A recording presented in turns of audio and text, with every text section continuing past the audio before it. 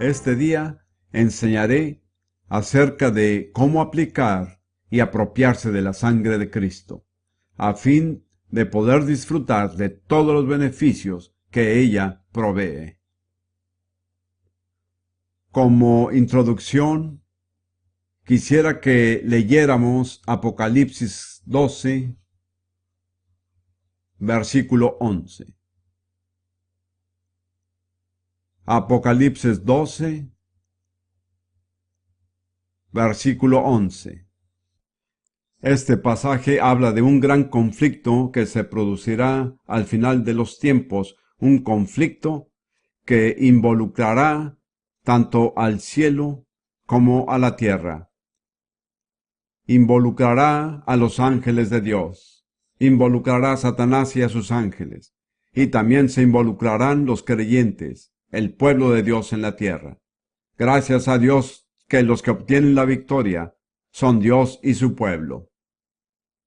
Este pasaje explica cómo el pueblo de Dios aquí en la tierra hace la parte que le corresponde en cuanto a ganar esta victoria. La siguiente declaración la hacen los ángeles, pero se refiere a los creyentes en la tierra. En Apocalipsis 12:11 dice, y ellos le han vencido. ¿Quiénes son ellos? Ellos se refiere a personas como nosotros, que creemos en Jesucristo. ¿Quién es el que ha sido vencido? Satanás, eso es. Es muy importante. Este pasaje nos muestra claramente que puede haber un conflicto directo entre nosotros y Satanás. No hay nadie de por medio. Ellos le han vencido. Y luego nos dice cómo le vencieron. Por medio de la sangre del Cordero y de la palabra del testimonio. Además nos muestra qué tipo de personas eran. Y menospreciaron sus vidas hasta la muerte. En pocas palabras, eran personas comprometidas. Totalmente. El único tipo de creyente que teme a Satanás es el creyente, que se ha comprometido totalmente. Cuando dice que menospreciaron sus vidas hasta la muerte, ¿qué quiere decir? Que para ellos el mantenerse vivos no era su primera prioridad. Su primera prioridad era hacer la voluntad de Dios, ya sea que conservaran la vida o no. Para ellos salvar su vida no era lo más importante. Lo más importante era serle fiel al Señor y hacer su voluntad. Hablamos de ser soldados en el ejército del Señor, pero muchos en realidad tenemos una idea muy vaga y bastante sentimental de lo que significa ser un soldado. Aunque no fue algo que escogí, me tocó servir como soldado del ejército británico por 5 años y medio. Y quiero que sepan que yo no me alisté en el ejército, me reclutaron. Cuando me involucré en esta situación, el comandante no me dio ningún certificado que dijera, le garantizamos que nunca tendrá que perder la vida. Ningún soldado se ha alistado en un ejército bajo la condición de que no lo maten. Al contrario, de cierta manera, cada vez que un soldado se alista en un ejército, tiene que aceptar la posibilidad de que lo maten. Está consciente de que le cueste la vida. Es igual en el ejército del Señor. No tenemos ninguna garantía de que no tengamos que poner nuestra vida. Las personas que más teme Satanás son las que no tienen miedo de entregar su vida. Después de todo, la vida es relativamente corta. No dura una eternidad y no siempre es color de rosa. Sería tonto perderse la gloria eterna por querer vivir unos cuantos años en la tierra. Yo creo que eso debe de ser el interés de la vida. El tener un sentido de los verdaderos valores, de lo que es más importante. Me parece que deberíamos decir, para mí lo más importante en la vida es hacer la voluntad de Dios. Primera de Juan 2:17 dice algo grandioso. Y el mundo pasa, y sus deseos. Pero el que hace la voluntad de Dios permanece para siempre. Cuando unimos nuestra voluntad a la voluntad de Dios en un compromiso total, somos inconmovibles e invencibles. Al alinearnos con la voluntad de Dios, llegamos a ser tan firmes e inquebrantables como su voluntad. El hecho de vivir o morir queda en segundo plano. Lo importante es que no podemos ser derrotados. Ahora quiero hablar de lo que significa vencer a Satanás por medio de la sangre del Cordero y de la palabra de nuestro testimonio. Esta verdad es uno de los tesoros de su palabra que Dios me ha revelado. Sería imposible ponerle un precio. Se podrían pagar millones de dólares y aún así no sería suficiente. Esta verdad simplemente no tiene precio, es única. Voy a hablar en términos muy sencillos y espero expresarme claramente. Escuchen bien. Vencemos a Satanás cuando testificamos personalmente de lo que la palabra de Dios dice que la sangre de Jesús hace por nosotros. Voy a repetirlo. Vencemos a Satanás cuando testificamos personalmente de lo que la palabra de Dios dice que la sangre de Jesús hace por nosotros. Para que no tengan que tratar de recordar lo que dije, quiero pedirles que lo repitan después de mí. ¿De acuerdo? Para que se les grabe en la mente. No traten de decirlo conmigo. Yo lo diré frase por frase y quisiera que ustedes lo repitieran. ¿De acuerdo? ¿Están listos? Vencemos a Satanás cuando testificamos personalmente de lo que la palabra de Dios dice que la sangre de Jesús hace por nosotros. Ahora yo voy a mostrarles exactamente cómo hacer lo anterior. Pero antes que nada quiero tomar como ejemplo la ceremonia de la Pascua registrada en el capítulo 12 de Éxodo. Recordarán que a través de esa ceremonia Dios proveyó protección total para todo el pueblo de Israel mediante el sacrificio de un cordero de Pascua, pero ellos tuvieron que hacer ciertas cosas con el cordero y con su sangre para asegurarse de tener esa protección. Antes de buscar en Éxodo capítulo 12, permítanme leer un versículo de 1 Corintios 5. Solo voy a leer la última parte del versículo 5. Dice lo siguiente: nuestra Pascua, que es Cristo, ya fue sacrificada por nosotros. En otras palabras, lo que Pablo dice es que la Pascua del Antiguo Testamento que se llevó a cabo en Egipto fue un cuadro profético, un tipo de lo que se lograría mediante la muerte sacrificial de Jesús en la cruz. Cristo es la verdadera Pascua. Es su sangre, no la sangre del Cordero Pascual, la que finalmente nos asegura la redención eterna. Sin embargo, las instrucciones que Dios le dio a Israel en cuanto a aplicar la sangre del Cordero son un magnífico modelo para nosotros. Ahora vayamos a Éxodo capítulo 12.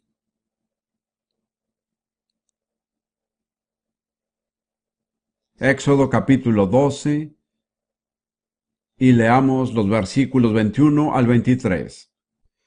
Quisiera señalar también, y a propósito, que esta ordenanza de la Pascua es solo un ejemplo de los muchos que hay en la Biblia de la tremenda responsabilidad que implica ser un padre.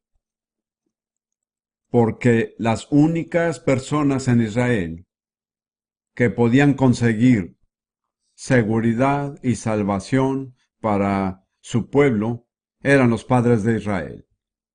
Si los padres de Israel no hubieran cumplido con su deber, Israel no hubiera sido protegido por la ordenanza de la Pascua. A mi juicio, El problema social más grande que enfrentamos hoy es el de los padres irresponsables. He dicho muchas veces en consejería a padres con hijos problemáticos que no hay hijos irresponsables, sino padres irresponsables. El origen de todos los problemas que nos perturban, el aborto, las drogas, la desintegración de la familia y muchos otros males sociales, encontraremos que la raíz de todo son los padres irresponsables. Quiero señalar que en este caso, si los padres hubieran fallado, Israel nunca hubiera sido redimido. Dios no tenía un plan alterno. Tenía un solo plan. Y todo dependía de los padres. Leamos ahora. Éxodo 12, 21, 23. Y Moisés convocó a todos los ancianos de Israel y les dijo: Sacad y tomaos corderos por vuestras familias y sacrificar la Pascua. Y tomad un manojo de hisopo y mojadlo en la sangre que estará en un lebrillo, y untad el dintel y los 2 postes con la sangre que estará en el lebrillo. Y ninguno de vosotros salga de las puertas de su casa hasta la mañana. Porque Jehová pasará hiriendo a los egipcios, y cuando vea la sangre en el dintel y en los 2 postes, pasará Jehová aquella puerta, y no dejará entrar al heridor en vuestras casas para herir. Se llama la Pascua porque el Señor dijo que pasaría de largo la puerta que estuviera protegida por la sangre del cordero. Ahora veamos lo que tenían que hacer. En un momento dado, cada padre tenía que escoger un cordero del tamaño apropiado para que comiera su familia. Luego tenía que sacrificar el cordero y poner su sangre en una vasija. Su sangre era muy preciosa. No se podía derramar ni una gota. Ahora, el cordero había sido inmolado y la sangre estaba en la vasija. La sangre era la que los protegía, pero la vasija no protegía a ninguna persona. Tenían que tomar la sangre que estaba en la vasija y ponerla en las puertas de su casa. La untaban o rociaban en el dintel y los 2 postes de la puerta, pero nunca en el umbral, y no permitían que nadie pisara la sangre. Así que todo el destino de Israel dependía de que la sangre se llevara de la vasija a la puerta. ¿Cómo habían de hacerlo? Era muy sencillo. Dios les dijo que tomaran un manojo de hisopo. El hisopo es una mata que crece en todas partes en el Medio Oriente. Tomen un manojo de hisopo y mójenlo en la sangre que está en la vasija y rocíen con la sangre sobre la puerta usando el hisopo. El hisopo es una planta muy común y corriente que llegó a desempeñar un papel muy importante en la salvación de Israel. Pero había un requisito más. Dios dijo que una vez que la sangre se hubiera rociado en la puerta, tenían que permanecer en la casa. No debían salir, porque al hacerlo ya no podían ser protegidos por la sangre. Pedro dijo, pero aún mantengan su dedo en Éxodo 12, si están ahí, y leamos Pedro. Primera de Pedro, capítulo 1, 1 y 2. Este es el saludo de Pedro. Pedro, apóstol de Jesucristo, a los expatriados de la dispersión en el Ponto, Galacia, Capadocia, Asia y Bitinia. Así es como los describe él. Elegidos o escogidos, según la presencia de Dios Padre, en santificación del Espíritu, para obedecer y ser rociados con la sangre de Jesucristo. Fíjese en la palabra anterior a ser rociados. Dice obedecer. La sangre no es rociada sobre los desobedientes. No beneficiaba a nadie que desobedeciera y saliera de su casa. Por lo tanto, aunque hay protección absoluta en la sangre, solo aprovecha a los que obedecen. Ahora, volvamos a la ceremonia de la Pascua. La sangre estaba en la vasija y tenía que ser rociada en la casa. Tomaron un manojo de hisopo, lo mojaron en la sangre y rociaron la sangre en la puerta. Estaban a salvo. Ahora, Pablo dice que Cristo es nuestra Pascua, que ya fue sacrificada por nosotros. En otras palabras, Cristo fue inmolado hace casi 2000 años. Para usar los términos de la analogía, la sangre está en la vasija. Pero la sangre en la vasija no protege a nadie. Nos encontramos en la misma situación que Israel. Tenemos que sacar la sangre de la vasija y rociarla en nuestras casas. Así seremos protegidos con tal de ser obedientes. Por lo tanto, la pregunta es, ¿cómo hacer para transferir la sangre de Jesús de la vasija a nuestra morada? Volvamos a Apocalipsis capítulo 12:11. Y ellos le han vencido por medio de la sangre del Cordero y de la palabra del testimonio de ellos. ¿Recuerdan lo que dijimos? Vencemos a Satanás cuando testificamos personalmente de lo que la palabra de Dios dice que la sangre de Jesús hace por nosotros. ¿Qué es lo que hace que la sangre pase de la vasija a nuestra morada? Nuestro testimonio. Así es. El testimonio es algo muy sencillo, es decir, unas cuantas palabras de acuerdo a las Escrituras. Es como el manojo de hisopo, sencillo pero salva. Es nuestra protección. No puedo insistir lo suficiente en lo importante que es decir su testimonio. Hay otra escritura en Hebreos que está muy relacionada con este tema, Hebreos 3:1. Dice: Por tanto, hermanos santos, participantes del llamamiento celestial, considerar al apóstol y sumo sacerdote de nuestra profesión, Cristo Jesús. El autor de Hebreos dice que Jesús es el sumo sacerdote de nuestra profesión. ¿Sabe lo que es la confesión? La palabra confesión literalmente significa decir lo mismo que.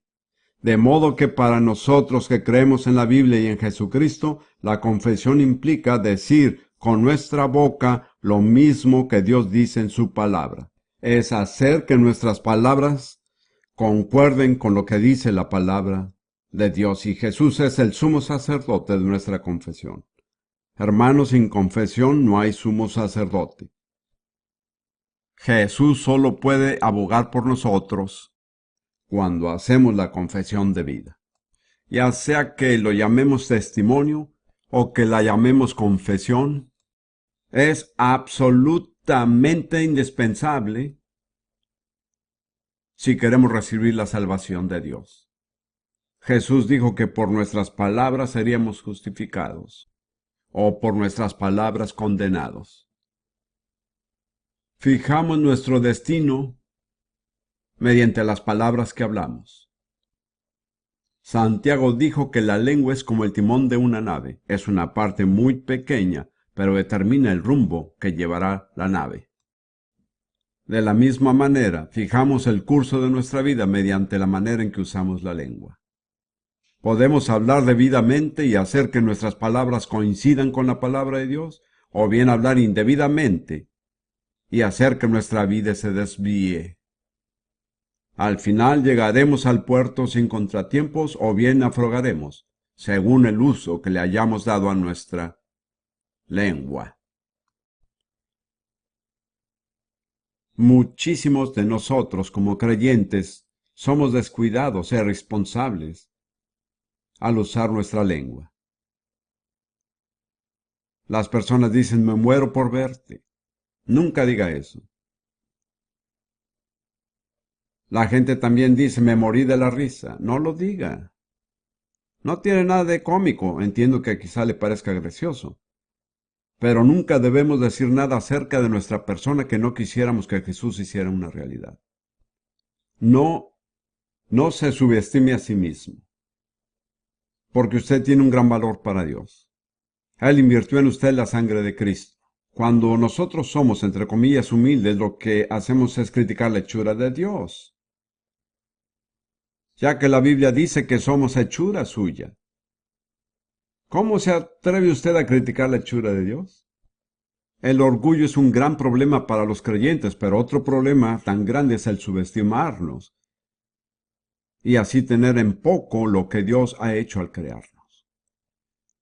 Ahora voy a darles una demostración práctica de cómo transferir la sangre de Jesús de la vasija a nuestra morada, o sea, nuestra vida.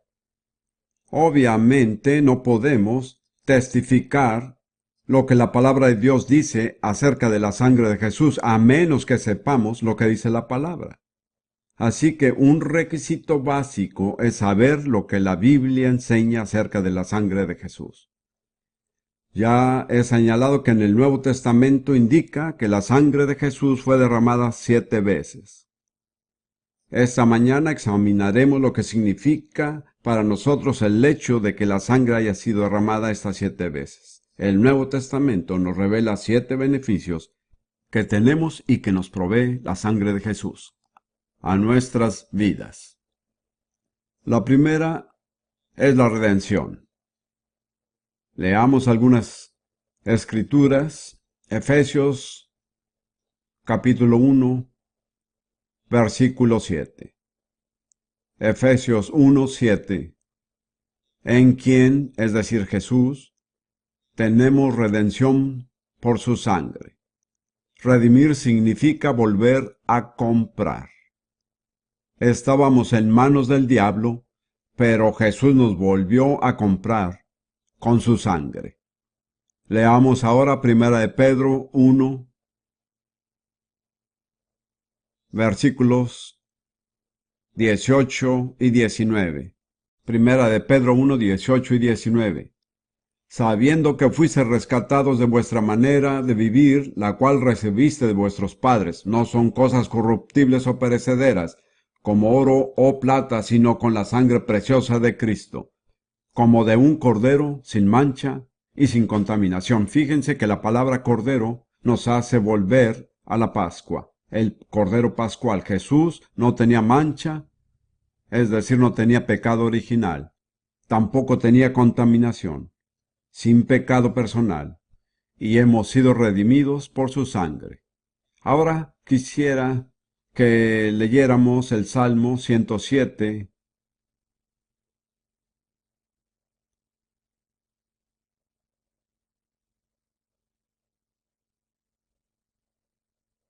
solo el versículo 2. Salmo 107, 2. Díganlo los redimidos de Jehová, los que ha redimido del poder del enemigo. ¿Quién es el enemigo? Satanás, así es. Entonces, si somos redimidos, ¿qué debemos hacer? Debemos decirlo. Si no lo decimos, no tendremos redención, ¿me explico? Es su confesión, su testimonio, es el que hace que las promesas obren. De lo contrario, la sangre permanece en la vasija. Meditemos acerca de esto. Les daré un pequeño ejemplo. Esta no es la única manera en que se podría decir, pero mi testimonio personal es que mediante la sangre de Jesús he sido redimido del poder del diablo. Hermanos, no tengo ninguna duda de dónde estaba cuando Jesús tocó mi vida. Estaba en manos del diablo. No tengo ninguna duda al respecto de eso. Sin embargo, ya no estoy ahí, porque he sido redimido mediante la sangre de Jesús del poder del diablo. Ahora, quisiera invitarlos a decir esto conmigo para que reciban una bendición. Este mensaje será muy práctico. Les mostraré cómo apropiarse de muchas bendiciones, pero solo las recibirán si ponen su parte, ustedes mismos. De modo que yo lo diré primero, frase por frase, y quiero que ustedes lo repitan después de mí. Mediante la sangre de Jesús, he sido redimido del poder del diablo. Ahora vamos a decirlo todos juntos, ¿ok? Mediante la sangre de Jesús, He sido redimido del poder del diablo. Excelente. Me están mirando de una manera muy inteligente, pero en realidad es muy importante decírselo a otra persona. Así que quisiera que cada uno se volviera a la persona que está a su lado, mírenle a los ojos sin pena ni religiosidad y díganle: mediante la sangre de Jesús he sido redimido. No se pierda esta bendición. Encuentre a alguien y dígaselo a él. Muy bien. Algunos de ustedes se sienten libres como nunca antes lo han hecho por esta confesión. Hablemos del segundo beneficio que nos provee la sangre de Cristo: la limpieza del pecado. Busquemos en Primera de Juan, capítulo 1, versículo 7. Primera de Juan, capítulo 1, versículo 7. Pero si andamos en luz como Él está en luz, Él se refiere a Jesús, tenemos comunión unos con otros, y la sangre de Jesucristo su Hijo nos limpia de todo pecado. Ahora, en el lenguaje original, todos los verbos en ese versículo están en el presente continuo. Es importante entenderlo. Si seguimos andando en la luz, seguiremos teniendo comunión unos con otros. Fíjense que la evidencia de que estamos andando en la luz es que tenemos comunión. Si dejamos de tener comunión, ya no estaremos en la luz. Y si no estamos en la luz, no seremos limpiados, ya que la sangre no limpia en las tinieblas. Esta es una verdad muy importante. Ahora, si seguimos andando en la luz, seguiremos teniendo comunión unos con otros, y la sangre de Jesucristo, su Hijo, nos seguirá limpiando constantemente de todo pecado. Es una provisión constante. No importa en dónde estemos, pero si andamos en la luz, aunque estemos en las circunstancias más difíciles o rodeados de personas perversas, u oprimidos por las fuerzas satánicas, mientras andemos en la luz, la sangre nos estará constantemente limpiando de todo pecado.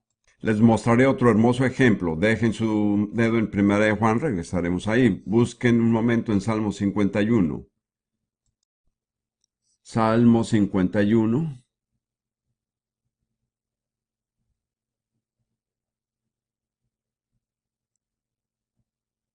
Este es el salmo que David, convencido de haber adulterado y asesinado, se arrepiente de esos dos pecados tan horrendos. Volviéndose a Dios, David clama a Él con todo su corazón, pidiendo misericordia y perdón. No podemos leer todo el salmo, pero miremos lo que dice David en el versículo 7.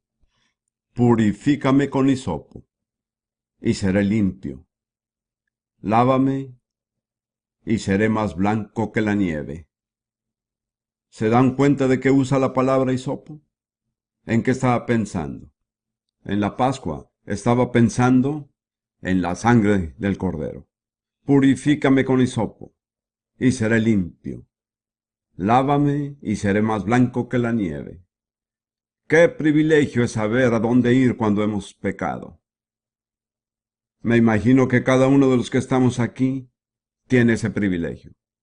Hermanos, piensen un momento en los miles de millones de personas que se sienten culpables y no saben a dónde ir. ¿Se imaginan cómo sería tener remordimientos de conciencia y sentirse atormentados por la realidad de su pecado? ¿Y no saber a dónde ir para encontrar el perdón y la paz? La mitad de la humanidad se encuentra hoy en esa condición. Muy bien, regresemos a Primera de Juan 1:7. Les daré un pequeño ejemplo, no lo tengo preparado, esto es algo más o menos improvisado, aunque lo haya hecho en otras ocasiones. Permítame decirlo de esta manera: mientras ando en la luz, la sangre de Jesús me limpia ahora y para siempre de todo pecado. ¿Saben por qué digo ahora? Porque quiero que se den cuenta de que es algo que ocurre ahora mismo. En este mismo momento, pero no solo en este momento, sino a partir de este momento mientras ande en la luz. ¿Bien? ¿Quieren decirlo después de mí? Mientras ando en la luz, la sangre de Jesús me limpia ahora y para siempre de todo pecado. Bien, digámoslo ahora todos juntos. Mientras ando en la luz, la sangre de Jesús me limpia ahora y para siempre de todo pecado. Muy bien. El próximo gran beneficio es la justificación. La palabra justificación es una palabra teológica que desconcierta a algunas personas, pero en realidad no es una palabra tan mala. La palabra en griego, en su forma básica, quiere decir hacer justo. Sin embargo, tiene muchos diferentes matices. Veamos lo que dicen las Escrituras, Romanos 5:9. Pues mucho más, estando ya justificados en su sangre, la sangre de Jesús, por él seremos salvos de la ira, de modo que hemos sido justificados en o por su sangre. Por ejemplo, para entender mejor este concepto, imagínese lo siguiente: ha sido sometido a un juicio por un crimen de pena capital. Su vida está en juego. Pero el jurado pronuncia un veredicto de no culpable. Eso significa ser justificado. O sea, que ha sido exonerado. Sin embargo, significa que usted se le ha considerado justo, no con su propia justicia, sino con la justicia de Jesucristo. Quiere decir, además, que ha sido hecho justo. Significa todas estas cosas: exonerado, sin culpa, declarado justo, hecho justo. Quiero decirles que necesitamos grabarnos en la mente que al ser justificados es como si nunca hubiéramos cometido un pecado. ¿Por qué? Porque hemos sido hechos justos con la justicia de Cristo y Él nunca pecó. Él nunca fue culpable. Él no tenía pasado que borrar. Quiero que entiendan que nuestra propia justicia nunca nos llevará al cielo. Isaías dice que todas nuestras justicias son como trapos de inmundicia. Tenemos que soltar esos trapos sucios y permitir que la sangre de Jesús nos imparta la justicia de Jesús. Al hacerlo, el diablo no podrá acusarnos. Hay un hermoso pasaje pero sigan con su dedo en Romanos, quizá regresemos. Las personas me dicen que les exijo que deben tener muchos dedos. En Isaías 61,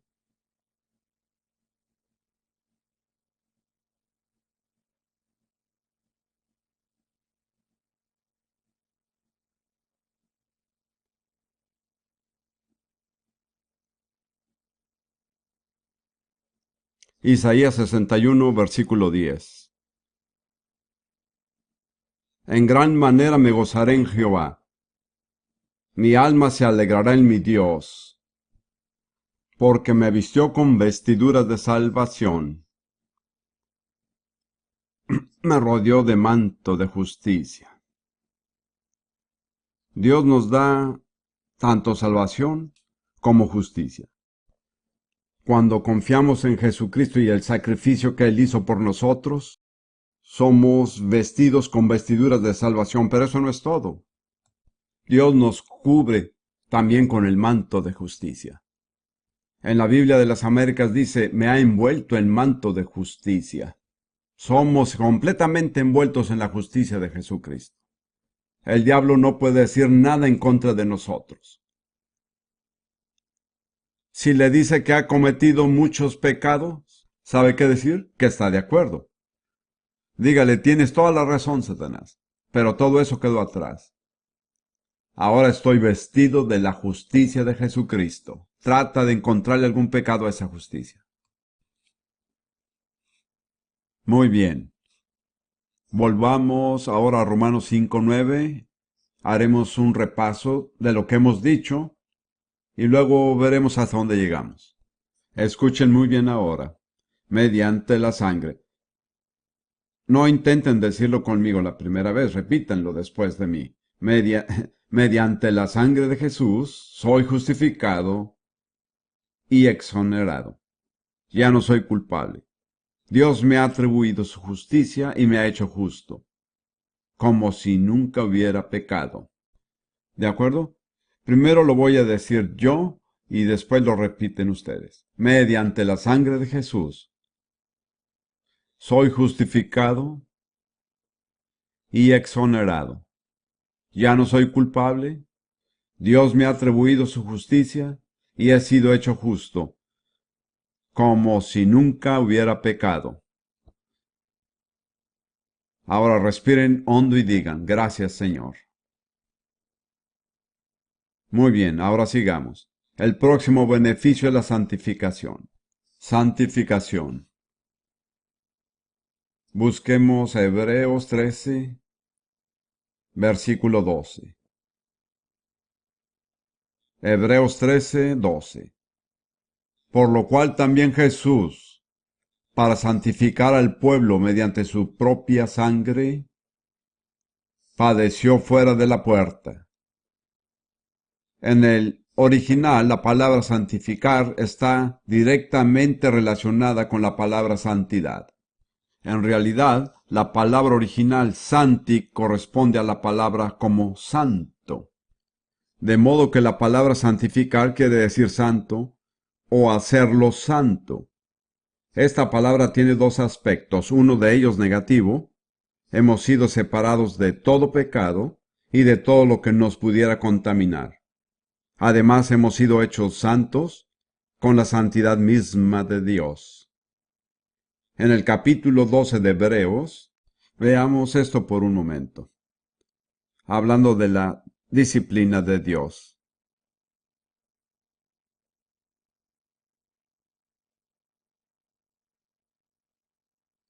Dice en el versículo 12:10 que nuestros padres terrenales nos disciplinaban por un periodo de tiempo corto, como a ellos les parecía.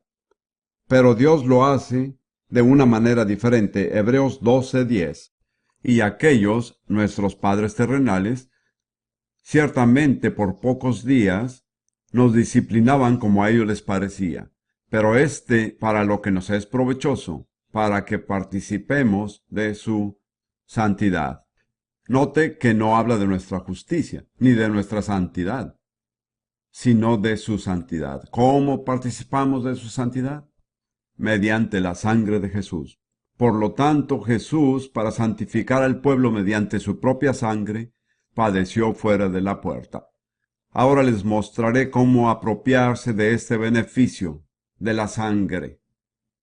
Mediante la sangre de Jesús soy santificado, separado del pecado, apartado para Dios, hecho santo con la santidad de Dios. No sé si recordaré lo que dije, pero haré el intento. Esta vez repitan ustedes. Mediante la sangre de Jesús, soy santificado, hecho santo, apartado para Dios, separado del pecado, hecho santo con la santidad de Dios. No importa que cambiemos un poco las palabras con tal de que incluyamos las verdades fundamentales, eso es lo importante. Ahora, lo que hemos estado haciendo es mojar el hisopo en la vasija y rociarla sobre nosotros, ¿de acuerdo? Ahora vamos a seguir. Ya hemos hablado de la redención, la limpieza de pecado, la justificación y la santificación. Ahora hablaremos de recibir vida. Una vez oí a un predicador decir que todos los beneficios de la sangre de Jesús eran negativos, es decir, que nos salvaban de algo. Me parece que es peligroso decir eso. No se me ocurre nada que sea más positivo que recibir vida. Leamos un momento Levítico 17:11. El pasaje que cité anteriormente. Levítico 17, versículo 11. Porque la vida de la carne en la sangre está, y yo os las he dado para hacer expiación sobre el altar por vuestras almas. Es la sangre la que hace expiación por el alma. Así que la vida de Dios está en la sangre de Jesús. La vida misma de Dios. La vida del Creador. Nuestra mente humana no tiene manera de calcular la magnitud de esta afirmación, porque el Creador es infinitamente mayor que todo lo que ha creado. Él creó el universo entero en un abrir y cerrar de ojos. Si solo pudiéramos comprender lo que encierra la sangre de Jesús. He dicho anteriormente que hay más poder en una gota de la sangre de Jesús que en todo el reino de Satanás, ya que en la sangre de Jesús está la vida eterna e infinita de Dios mismo. Una vida que existía antes de ser creada cualquier cosa. En la sangre de Cristo. Teniendo esto en mente, vayamos a Juan capítulo 6. Juan capítulo 6. Y leamos desde el versículo 53 hasta el 57.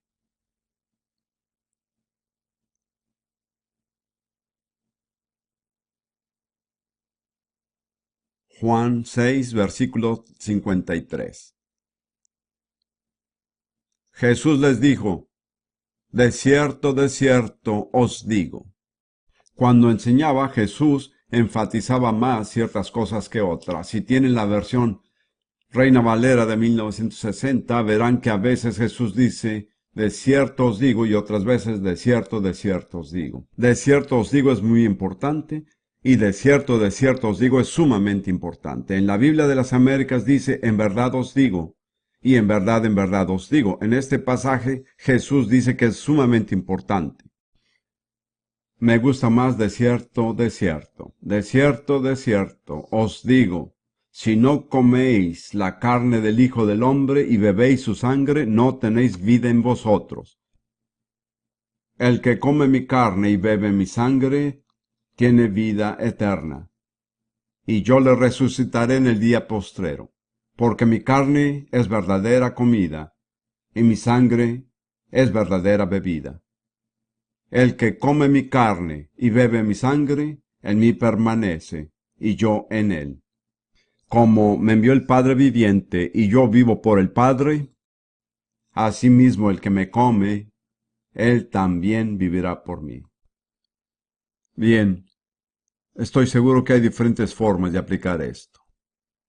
Pero yo empecé mi ministerio cristiano en 1946 en un pueblo árabe llamado Ramula, un poco al norte de Jerusalén. Ya no es un pueblo, ahora es una ciudad bastante grande. En esa época, el idioma que mi esposa, los niños y yo hablábamos era el árabe. A veces uno aprende a hacer las cosas de una cierta manera y ya después no logra hacerlas. Cada vez que pienso en tomar la comunión, o la Santa Cena, o la Cena del Señor, como quiera llamarle, pienso en lo que decían los árabes. Tomemos la sangre de Jesús. No era una frase altamente espiritual o fuera de lo normal, era la manera en que se referían al tomar la comunión. Tal vez esta escritura se puede interpretar de muchas maneras, pero para mí, cuando tomo la Santa Cena, como su carne y bebo su sangre. Ahora, para algunos es una piedra de tropiezo y no puedo hacer nada al respecto. Algunos de nosotros nos han enseñado que al tomar la Santa Cena solo estamos recordando lo que hizo Jesús. Él dijo, comen mi cuerpo y beben mi sangre. Por supuesto que también lo hacemos en memoria de Él, pero eso no es todo. También estamos participando del cuerpo y de la sangre del Señor Jesucristo. Hay muchas opiniones diferentes de cómo la Santa Cena llega a ser el cuerpo y la sangre de Jesús. La Iglesia Católica y las iglesias litúrgicas creen que ocurre en la consagración. Para ser sincero, no creo que sea así. Creo que se produce mediante la fe.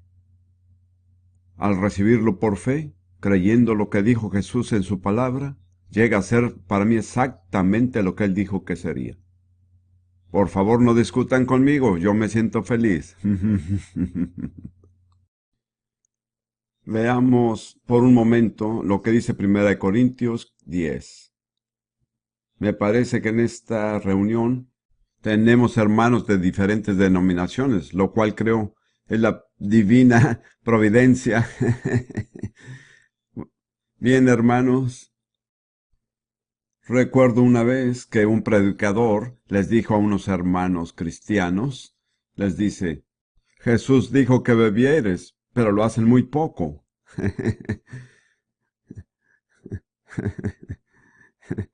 Muy bien, leamos un momento 1 Corintios 10. Corintios 10, 16. La copa de bendición que bendecimos no es la comunión de la sangre de Cristo. La comunión de la sangre de Cristo, es decir, la participación de su sangre. El pan que partimos no es la comunión o la participación del cuerpo de Cristo. Luego, Pablo sigue en el capítulo 11 y les recuerda cómo se instituyó la cena del Señor en los versículos 23 en adelante. Porque yo recibí del Señor lo que también os he enseñado, que el Señor Jesús, la noche que fue entregado, tomó pan, y habiendo dado gracias, lo partió, y dijo, tomar, comer, este es mi cuerpo. Esto es mi cuerpo que por vosotros es partido. Hacer esto en memoria de mí. Es cierto que lo hacemos en memoria de Él. Pero, ¿qué es lo que hacemos en memoria de Él? Tomamos su cuerpo. De la misma manera, tomó también la copa después de haber cenado, diciendo, esta copa es el nuevo pacto en mi sangre, hacer esto todas las veces que lo bebieres en memoria de mí. Así pues, todas las veces que comieres este pan y bebieres esta copa, la muerte del Señor anuncias hasta que Él venga. Ahora, quisiera hacer hincapié en el hecho de que no recomiendo que todos sean como Rudy y yo. Hay una hermosa libertad en el cuerpo de Cristo y con ciertos límites podemos hacer la voluntad de Dios. Sin embargo, esto ha llegado a ser sumamente importante y estoy muy consciente de la grandísima necesidad que tengo de la vida de Dios. Déjeme decirles con toda humildad que soy una buena propaganda de la vida de Dios. La mayoría no pensaría que tengo 71 años. Creo que esto se debe, en parte, de que vivo del cuerpo y de la sangre de Jesús. Para mí esto no es una doctrina o una teoría, es una realidad que vivo. Esto es lo que hacemos nosotros. Por favor, entiendan que no estoy diciendo que ustedes también deben de hacerlo. Todas las mañanas tomamos juntos la cena del Señor como marido y mujer. Y cada mañana digo lo mismo, Señor Jesús. ¿Qué es lo que digo? Recuérdame.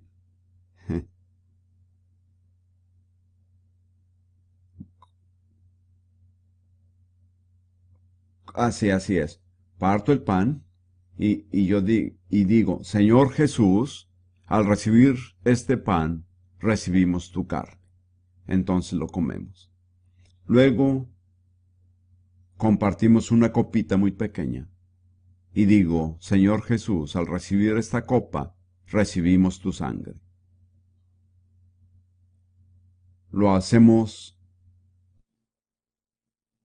y haciendo esto, proclamamos su muerte hasta que Él venga. Lo hacemos más que nada en Jerusalén, donde menos de 1% de la población es cristiana. Qué gran privilegio es anunciar la muerte del Señor todos los días en la ciudad en la que Él murió. Un gran expositor bíblico del siglo pasado hizo un comentario al tomar la Santa Cena anunciando la muerte del Señor. Este maestro decía que cuando cumplimos con esta ordenanza, él dice que nos situamos fuera del contexto del tiempo inmediato. No tenemos ningún pasado sino la cruz, ningún futuro sino su venida.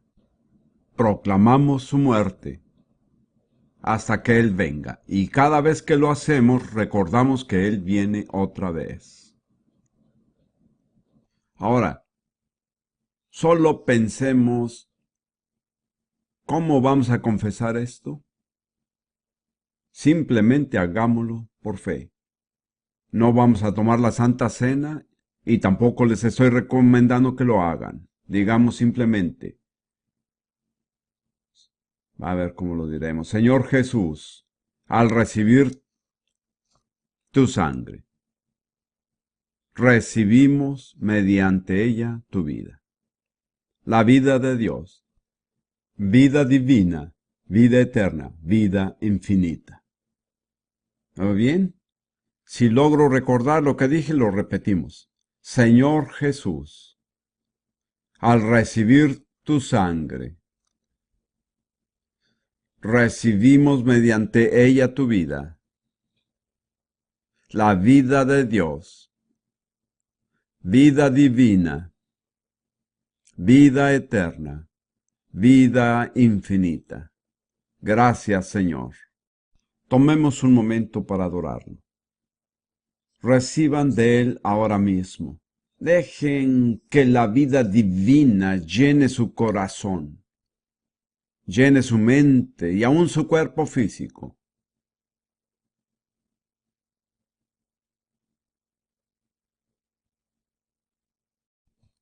Pablo dijo que llegaría el momento en que la muerte sería absorbida por la vida. Me parece que el cuerpo va desgastándose y las enfermedades van minándolo. Este proceso puede ser absorbido por la vida de Dios a diario. Pablo dijo que aunque nuestro hombre exterior se iba desgastando, el hombre interior se renovaba de día en día. Hay suficiente vida en el hombre interior para sustentar al hombre exterior hasta completar su labor. Amén. Quisiera hablar de dos beneficios adicionales de la sangre de Jesús. El sexto beneficio es la intercesión. Busquemos en Hebreos 12 y leamos los versículos 22 al 24. Hebreos 12, 22. Quiero que se fijen en el tiempo verbal. La escritura comienza, os habéis acercado.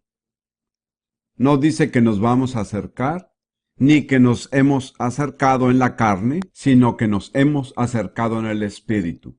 Luego hay una lista de 8 cosas a las que nos hemos acercado. Nos hemos acercado al monte Sión. Este es número 1. El número 2, a la ciudad del Dios vivo, Jerusalén la celestial. No la Jerusalén terrenal, sino la celestial. En tercer lugar, a la compañía de millares de ángeles, y prefiero la traducción que dice en festiva asamblea. No explicaré por qué se puede traducir de las dos maneras. Pero la Biblia de las Américas dice miríadas de ángeles en festiva asamblea. ¡Ja! Se ataviaron lo mejor para nosotros. Ver miríadas de ángeles vestidas de cualquier manera sería maravilloso, pero en festiva asamblea. Rudy y yo estuvimos en la ciudad de Belfast hace 3 años. Estábamos reunidos con un pequeño grupo de líderes en su casa. La presencia de Dios empezó a manifestarse entre nosotros mientras nos humillábamos ante los hermanos y Dios. Y por unos 10 minutos Ruth vio a muchísimos ángeles que iban pasando constantemente. Luego uno de ellos entró en el cuarto. Y en ese momento ella cerró los ojos.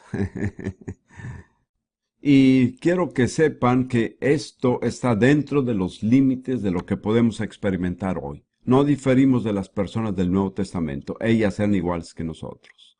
Bien, nos hemos acercado al monte de Sión, a la Jerusalén celestial, a miríadas de ángeles en festiva asamblea, y a la congregación de los primogénitos que están inscritos en los cielos, es decir, los que han nacido de nuevo, y están inscritos en los cielos. En quinto lugar, nos hemos acercado a Dios, el juez de todos. Gracias a Dios, hermanos, que Dios no es el único que está ahí, si no, no seríamos salvos. En sexto lugar, a los espíritus de los justos hechos perfectos. A mi juicio, esto se refiere a los santos del Antiguo Testamento, quienes lograron mediante una vida de fe lo que logramos mediante el nuevo nacimiento. No es lo que logramos, sino lo que se nos da mediante el nuevo nacimiento. En séptimo lugar, nos hemos acercado a Jesús, el mediador del nuevo pacto. Es por esta razón que podemos estar ahí. Si solo estuviera Dios el juez, nunca entraríamos. Sin embargo, junto con Dios el juez está también Jesús, el mediador del nuevo pacto. Y finalmente, nos hemos acercado a la sangre rociada que habla mejor que la de Abel. La sangre rociada de Jesús que intercede por nosotros en el cielo se contrasta con la sangre de Abel. Hay 3 puntos fundamentales de contraste. La sangre de Abel fue derramada en contra de su voluntad. Jesús entregó su sangre voluntariamente. La sangre de Abel fue rociada en la tierra. La sangre de Jesús fue rociada en el lugar santísimo. La sangre de Abel clamaba por venganza, pero la sangre de Jesús clama por misericordia. Esta es una revelación tan hermosa que no quisiera que ninguno de ustedes dejara de recibirla. Hay momentos en que nos sentimos débiles y estamos bajo presión y simplemente no podemos orar, flaqueamos y sentimos que no podemos aguantar ni un día más. En esos momentos es bueno saber que la sangre de Jesús, rociada en la presencia inmediata de Dios, siempre está intercediendo por nosotros, pidiendo por misericordia.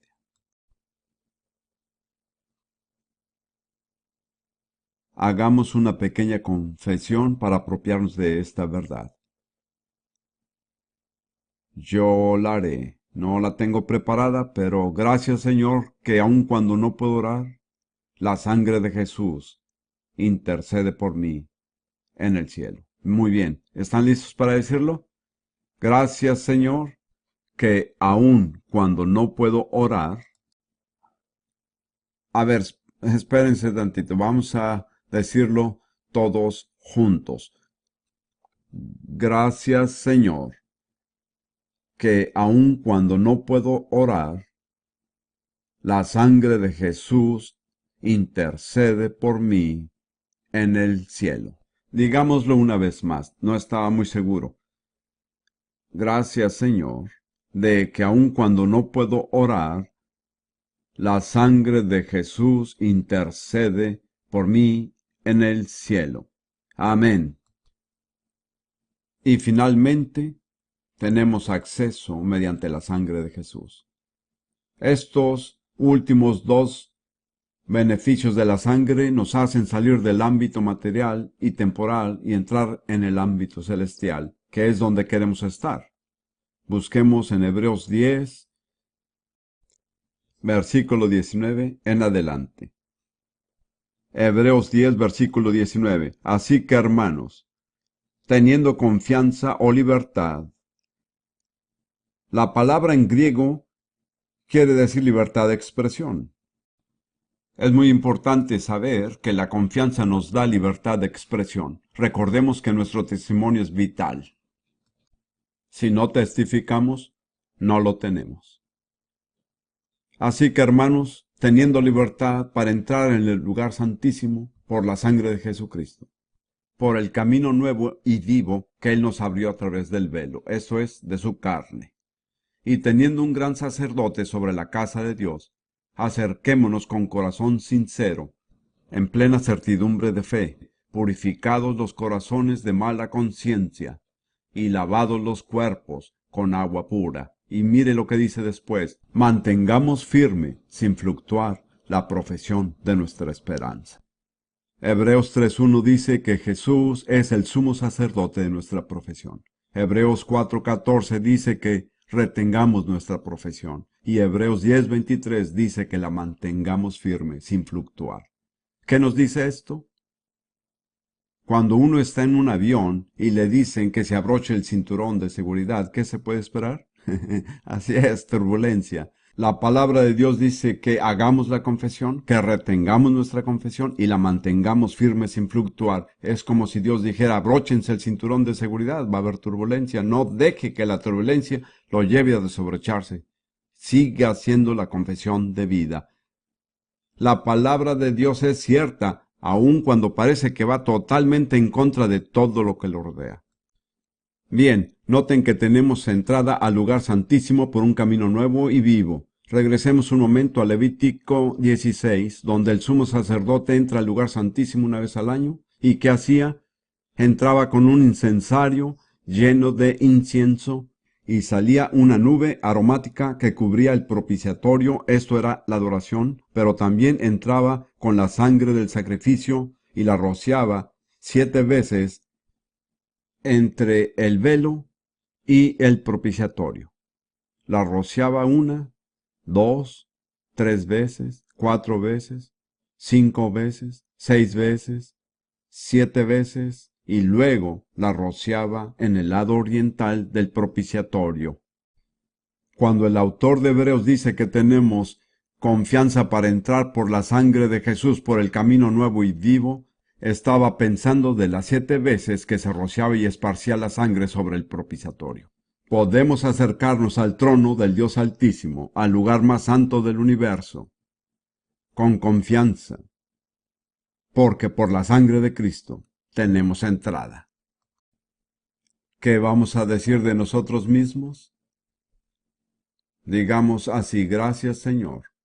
Yo lo diré primero, porque aún no sé lo que voy a decir. Gracias, Señor, que por la sangre rociada de Jesús tengo entrada a la presencia del Dios Altísimo, al lugar más santo del universo. Digámoslo otra vez, intentémoslo. Gracias, Señor, que por la sangre rociada de Jesús tengo entrada a tu presencia, al lugar más santo del universo. Permítanme concluir repitiendo una vez más las 7 provisiones. Podría dárselas en otro orden, pero pienso que este es un orden lógico. Redención, limpieza, justificación, santificación, vida, intercesión y entrada. Rociada 7 veces, obra en nosotros de 7 maneras diferentes. Pero recuerden, vencemos a Satanás por la sangre del Cordero. ¿Y qué más? La palabra de nuestro testimonio. Digámoslo juntos y terminaremos. Pero no se olviden de agregar que menospreciamos nuestra vida hasta la muerte. Muy bien, ¿están listos? Nosotros vencemos a Satanás por medio de la sangre y de la palabra de nuestro testimonio, y menospreciamos nuestra vida hasta la muerte. Ahora, en vista de todo esto, solo nos queda una cosa por hacer: alabar a Dios. Si no lo alabamos, quiere decir que no creemos.